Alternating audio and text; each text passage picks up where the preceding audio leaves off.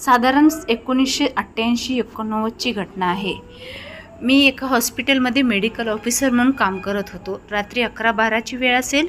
नुकताच ICUमधील पेशंटचा राऊंड घेऊन मी रूममध्ये आलो होतो व कॉटवर पाठ टाकलेली होती। तेवढ्यात दरवाजावर टकटक करून वॉर्ड बॉय बोलवायला आला। म्हणाला की सर, एक सिरियस पेशंट आला आहे, पॉयझनिंगचे वाटते आहे। सिस्टरने ताबडतोब बोलावलं आहे। अशा पॉयझनिंग भाजलेल्या केसेस बहुतेक माझ्या कारकिर्दीतच रात्रीच्या वेळी जास्त येतात की काय असे वाटण्यासारखे झाले होते। सिस्टर्स, वॉर्ड बॉय तर तसे म्हणत देखील असो। दिवसभर जास्त धावपळ झाली असल्याने जरा त्रासिकच मानानेच त्याला म्हणालो, चल बाबा, आलोच असे म्हणून त्याच्या पाठोपाठ खाली गेलो। नेहमीप्रमाणे सिरियस पेशंट आल्यावर कॅज्युलिटीमध्ये जसा माहोल असतो की पेशंटबरोबर खूप लोकांची गर्दी असते, यात नात्याची प्रेमाची कमी पण बघेच जास्त असतात, तसे चित्र होते। तरी मध्यरात्र असल्याने तुलनेने कमी गर्दी होती। रडारड, गोंधळ वगैरे तसाच होता। पेशंट म्हणजे 22-23 वर्षाचा तरुण मुलगा होता। त्याने कीटकनाशक प्यायले होते। उलट्या केल्या असल्यामुळे त्याचा उग्र वास प्रकर्षाने जाणवत होता। मुलगा बेशुद्ध होता। त्याला तपासून गॅस्ट्रिक लावज म्हणजेच नाकातून नळी पोटात टाकून विष बाहेर काढायचे व शुद्ध पाण्याने पोट धुवून काढायचे। इतर तयारी नसना करण्यास सांगून पेशंटच्या नातेवाईकांना सर्व गोष्टींची कल्पना द्यायला मी बाहेर आलो। हे लोक जवळच्या खेड्यातून आले होते व एकंदरीत त्यांच्या पेहराव, कपडे यावरून गरीब वाटत होते। आणि अशा केसेसला ICUमध्ये ठेवावे लागते। रिकव्हरी किती दिवसात होईल सांगता येत नाही व हॉस्पिटलमध्ये बरेच दिवस राहावे लागू शकते। शिवाय औषधोपचारे वगैरेचा खर्च वेगळा। थोडक्यात काय तर खर्च जास्त येतो असं मी पेशंटच्या नातेवाईकांना समजवायसाठी बाहेर आलो। मला म्हणायचे आणि पोलीस केस ही करावी लागते, तो भाग वेगळाच असतो, हे सगळे त्यांना सांगणे गरजेचे असते, कारण त्यानंतर वादावादीचे प्रसंग उद्भवलेले आम्ही बघितलेले होते। त्यांच्याकडे बघून मला वाटत नव्हते की हा एवढा खर्च कसा झेपेल यांना। ही सर्व कल्पना त्यांना देणे भाग होते। तसे सिस्टर्सने त्यातील दोघांना माझ्यासमोर सांगितले। ते म्हणाले, तुम्ही काळजी करू नका हो, कितीही पैसे लागू द्या, ट्रीटमेंट सुरू करा। मी म्हणालो, ट्रीटमेंट तर आम्ही लगेचच करतोच आहोत, त्याबद्दल वाद नाही, पण केस सिरियस आहे, ICUमध्ये ठेवावे लागेल, खर्च जास्त येईल, तुम्हाला झेपणार नाही। त्यामुळे मला वाटते की आम्ही प्राथमिक उपचार झाल्यावर तुम्ही पेशंटला सरकारी हॉस्पिटलमध्ये हलवलेलं बरं, तिथे खूप कमी पैशात काम होईल। हे दोघे विचारात पडले व जिन्याच्या पायरीवर बसलेल्या एका 55 ते 57 वर्ष वयाच्या पोक्त गृहस्थाकडे बघू लागले। लाल रंगाचा कळकट फेटा किंवा मुंडासे डोक्याला गुंडाळलेला, अंगात आखूड झब्बा, धोतर जे कधी काळी पांढऱ्या रंगाचे असतील असे दर्शवणाऱ्या खुणा त्यावर होत्या। उन्हात रापून काळवंडलेला चेहरा, झुपकेदार पांढरट मिशी जी त्या गृहस्थाच्या चेहऱ्यावर शोभून दिसते असे त्यावेळी मला जाणवले। पांढरकट्ट वाढलेली दाढीचे खुंट, तांबट पिवळसर डोळे, त्यात भरलेली चिंता, काळजी मला स्पष्ट दिसत होती। एवढा वेळ हा गृहस्थ आमचे बोलणे शांतपणे ऐकत होता। तो त्या विषप्राशन केलेल्या मुलाचा बाप होता हे मला लवकरच कळले। जेव्हा माझ्यापाशी बोलणाऱ्या त्या दोघांनी त्याच्याकडे बघितले तेव्हा तो जागेवरून शांतपणे उठला व आमच्या दिशेने येऊन हात जोडून अजरवाच्या स्वरात मला म्हणाला, डॉक्टर, म्या बा आहे त्याचा, काय बी करा पण माया लेकरू वाचवा, तुमच्या पाया पडतो, असं म्हणून तो वाकू लागला। तेवढ्यात मी त्याच्या खांद्याला धरून जरा संकोचानेच त्याला उठवत म्हणालो, बाबा, काळजी करू नका, तुमचा मुलगा बरा होईल, आता ट्रीटमेंट सुरू झाली आहे, फक्त खर्च तुम्हाला झेपेल का म्हणून मी तुम्हाला सांगण्यासाठी आलेलो आहे। माझे वाक्य मध्येच तोंडात तोडत तो म्हणाला, त्याची काय बी काळजी करू नका तुम्ही, काय लागल तो पैका लावा, पण पोरगं वाचलं पाहिजे, त्याच्यातील आगतिक बाप बोलत होता। मी म्हणालो, बरोबर आहे तुमचं, पण बाबा, सरकारी हॉस्पिटलमध्ये खूप कमी पैशात पुढचा इलाज होईल, इथे नाही झेपणार तुम्हाला। मी असे म्हणत ज्युनियर डॉक्टरला कुठल्या सलाईन व इंजेक्शनचे डोस द्यायचे हे सांगितले व नर्सला लवाज चालू ठेवायला सांगून त्या गृहस्थाकडे वळलो। त्याने हात धरून ठामपणे मला टेबलजवळ नेले व म्हणाला, किती पैके लागतील असं म्हणत त्याने त्याचा फेटा काढून त्याचं बोचकं टेबलावर ठेवून ते मोकळं करून लागला व इतर स्टॉपला आश्चर्याचा धक्काच बसला, कारण त्यातून 100-100च्या नोटांची 7-8 बंडल टेबलावर पडली. एवढं बास का असे म्हणून त्याने त्याच्या कळकट झब्याच्या आतील कोपरीच्या खिशातून 50, 20, 10ची अशी सर्व मिळून 7-8 बंडल काढली व म्हणाला, डॉक्टर साहेब एवढं जमा करा, उद्या दुपारपातूर अजून आणतो म्या.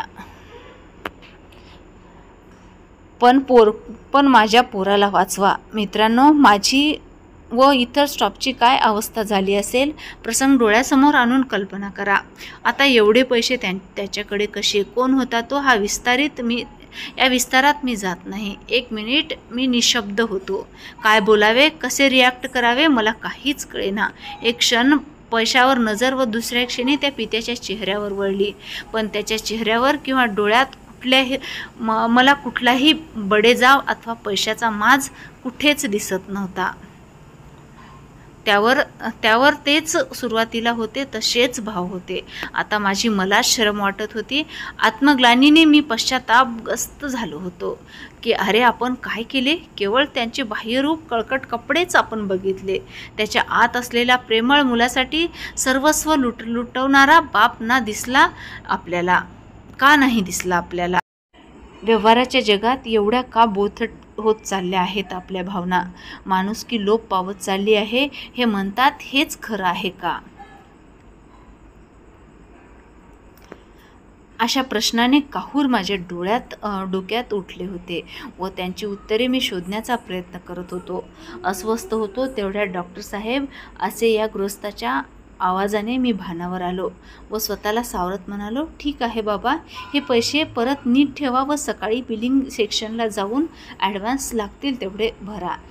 पण माझं पोर, तो म्हणाला, काही काळजी करू नका, सगळं व्यवस्थित होईल, देवावर भरोसा ठेवा. मी म्हणालो, आता आमच्यासाठी तुम्हीच देव आहे बघा. ते ऐकून मला कशाचेच वाटले. मी कुठला देव, मी तर माझा डॉक्टर पेशंटचा धर्म निभवतोय. देव कधी पैसा, राहणीमान, कपडे, श्रीमंती, शिक्षण असा भेदभाव करून आशीर्वाद देतो का. तो तर तुमच्यातील खरेपणा, भक्ती, निरागसता हेच बघतो. असे ऐकत आलो आहे. पण सध्याच्या व्यावहारिक जगाने त्याला पैशाच्या, सोने, चांदी, हिरे इत्यादीच्या आमिषाने आपल्याकडे वळवण्याचा व्यर्थ प्रयत्न चालवला आहे आणि देव फक्त भावाचा भुकेला असतो याचा विसर पडतोय लोकांना. असो बाबा, मला माफ करा हां, मी तुम्हाला समजण्यात चूक केली. माझा हेतू तुम्हाला दुखवण्याचा नव्हता. मला वाटले तुम्हाला त्रास होऊ नये, तुमची पैशाची जमवाजमव करायला ओढताण होऊ नये असे म्हणून मी तसा सल्ला तुम्हाला देत होतो. आणि काय आहे, हॉस्पिटलच्या नियमांना मी बांधील आहे ना. तुम्ही राग मानू नका. मी त्यांना म्हणालो, ह्यात राग येण्यासारखं काही बी नाही डॉक्टर साहेब. असो, जमानाच लय बेकार झाला या, त्यात तुमची काय बी चूक नाही बघा. लोक पैक्यापायी काय सोंग वठवतात, रडत्यात, कुडत्यात, नाटक करतात. काही चांगल्या घरची दिसणारी सुशिक्षित माणसं काय आणि गरीब अडाणी काय.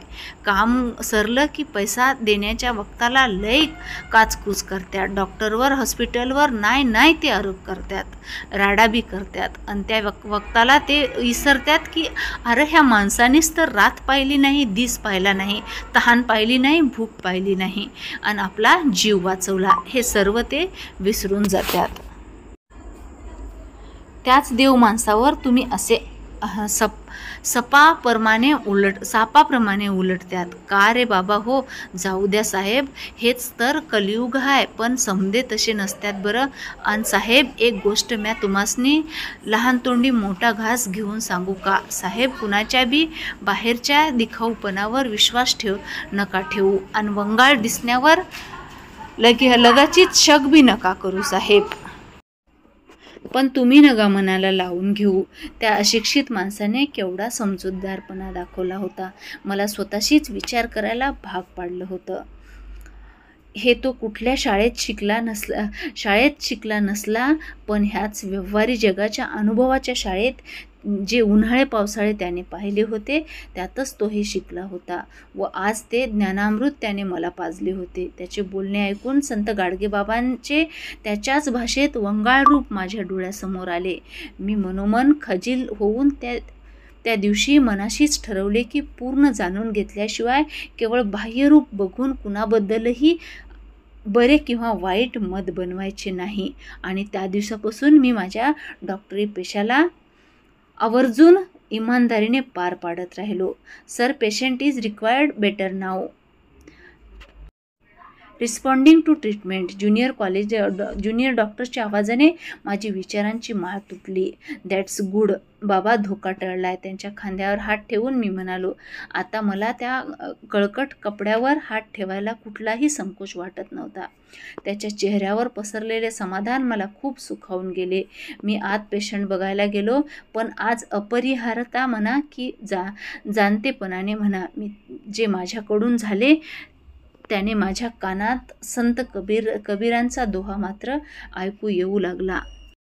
बुरा जो देखन मैं चला, बुरा न मिलिया कोई, जो दिल खोया अपना, मुझसे बुरा न कोई. संत कबीरांच्या दोह्याने माझे खरंच कान उघडले. कथा कशी वाटली कमेंटमध्ये नक्की सांगा. चॅनलवरती नवीन असाल तर चॅनलला सबस्क्राईब करायला विसरू नका. लवकरच भेटूया नवीन एखाद्या विषयासोबत. तोपर्यंत धन्यवाद. Thank you so much.